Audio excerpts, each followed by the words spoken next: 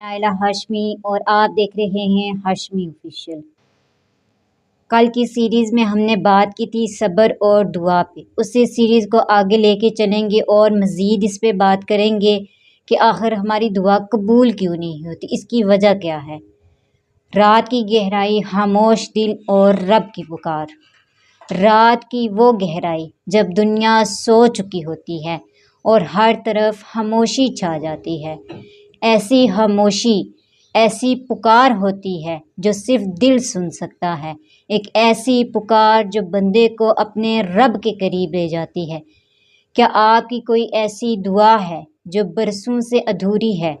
کیا آپ نے بہت مانگا مگر دل ابھی بھی خالی ہے؟ کیا آپ تھک چکے ہیں انتظار کر کر کے؟ تو آج کی یہ بات صرف سننے کے لیے نہیں بلکہ دل سے محسوس کرنے کے لیے ہے۔ اس سے پہلے اگر آپ اس چینل پر نئے ہیں تو چینل کو سبسکرائب کریں، ویڈیو کو لازمی دوسروں تک شیئر کیا کریں اور بیل آئیکن کو بھی ضرور پریس کرنا ہے تاکہ ہماری آنے والی ہر نئی ویڈیو کا نوٹیفیکیشن آپ کو مل سکے۔ تو آئیے آج کی سیریز 3 کا آغاز کرتے ہیں۔ رات کا وہ آخری حصہ جب ہر انسان نیند میں ہوتا ہے اور دنیا مکمل خاموشی میں ڈوبی ہوتی ہے۔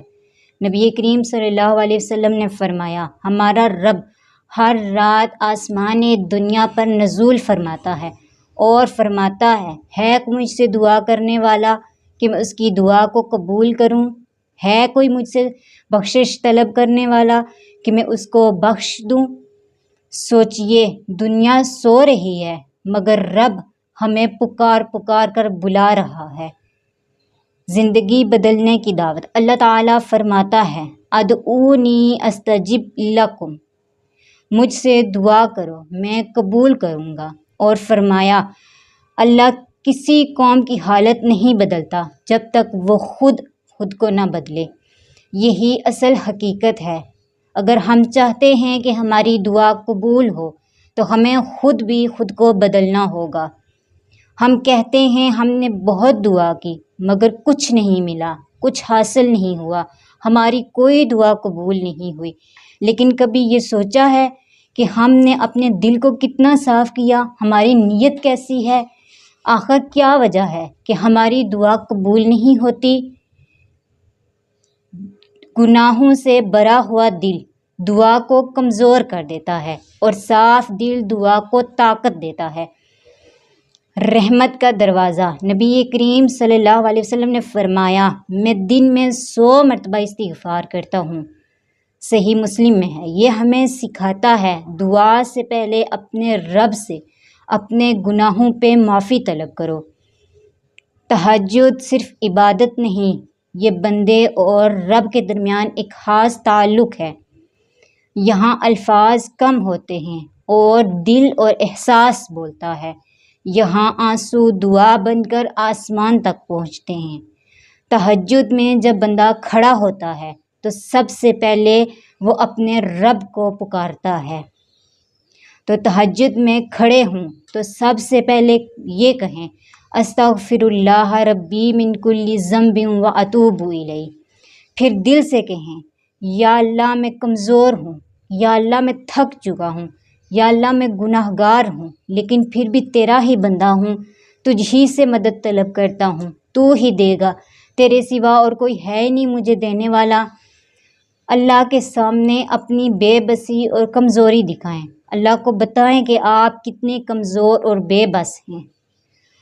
آپ اپنی باتوں کو وہاں پہ نہ چھپائیں، بے شک اللہ سب کچھ جانتا ہے، آپ کو بتانے کی ضرورت نہیں، لیکن اللہ کہتا ہے کہ اے بندے تو خود مجھے بتا۔ تو اپنی ہر بات اپنے رب سے کہیں، جو مشکل، جو پریشانی، جو تکلیف آپ کو ہے وہ رب سے بیان کر دیں اور سب سے پہلے اپنے گناہوں کی معافی مانگیں، کیونکہ اللہ تعالیٰ کی رحمت بہت بڑی ہے، ہر چیز سے بڑی ہے۔ اللہ اکبر، اللہ سب سے بڑا ہے۔ تو سب سے پہلے آپ اپنے گناہوں کی معافی طلب کریں، اپنے گناہوں پہ توبہ استغفار کریں، اپنے گناہوں پہ نادم اور شرمندہ ہوں اور جھک کر سچے دل سے توبہ کریں۔ پھر دیکھیے گا اللہ آپ کو کیسے نہیں دیتا، وہ تو بن مانگے بھی دے رہا ہے، وہ تو اس کو بھی دے رہا ہے جو اس کو مانتا ہی نہیں، جو اس کو اللہ ہی نہیں مانتے، وہ تو ان کو بھی دے رہا ہے۔ اور آپ کیا چیز ہیں؟ آپ تو اللہ کے بندے ہیں، نبی کریم صلی اللہ علیہ وسلم کے امتی ہیں۔ تو پہلے اپنے گناہوں کی معافی طلب کریں، پہلے اپنے گناہوں کو معاف کروائیں۔ تو سب سے پہلے اپنے گناہوں کی معافی مانگیں۔ آپ یہ نہ سوچیں کہ آپ بہت زیادہ گناہ گار ہیں، آپ نے بہت گناہ کیے، پتہ نہیں اللہ تعالیٰ مجھے معاف کرے گا یا نہیں۔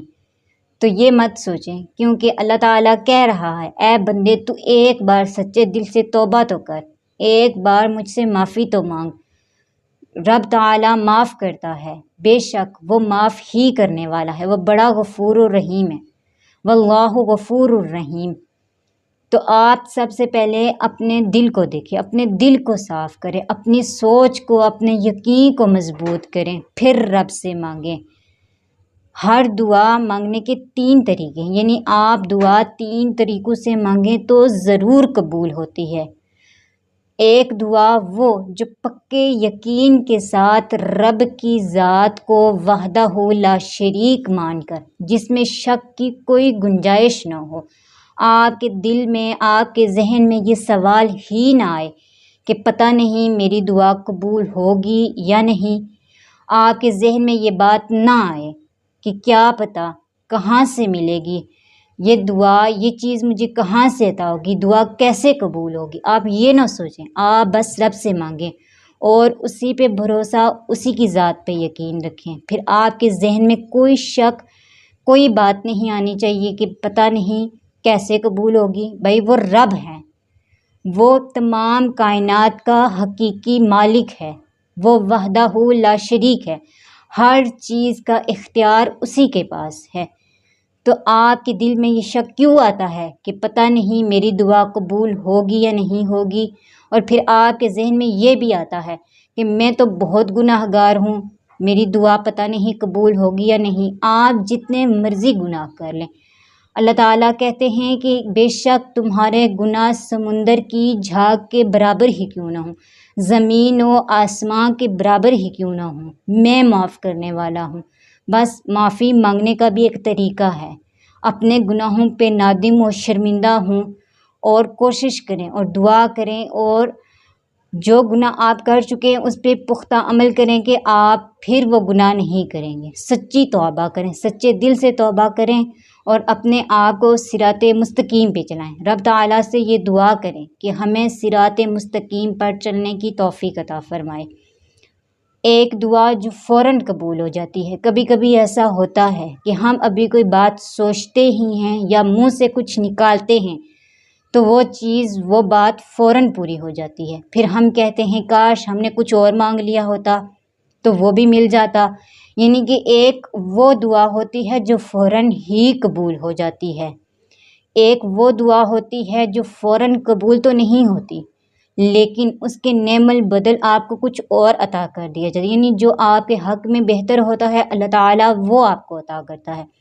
اور تیسری دعا یہ ہے کہ وہ آپ کی یہاں اس دنیا میں تو قبول نہیں ہوتی، مگر اللہ تعالیٰ آپ کی دعا کو محفوظ کر لیتا ہے قیامت کے دن کے لیے، یعنی کہ اس کا اجر آپ کو قیامت والے دن ملے گا، جب انسان ایک ایک نیکی کے لیے ترس رہا ہوگا۔ کبھی ایک کے پاس جائے گا مجھے ایک نیکی کی کمی ہے، مجھے دے دو، تو تب وہ دعائیں جو آپ نے دنیا میں مانگی ہوتی ہیں اور اس دنیا میں قبول نہیں ہوتی، پھر اللہ تعالیٰ ان دعاؤں کو اجر آپ کو عطا کرتا ہے۔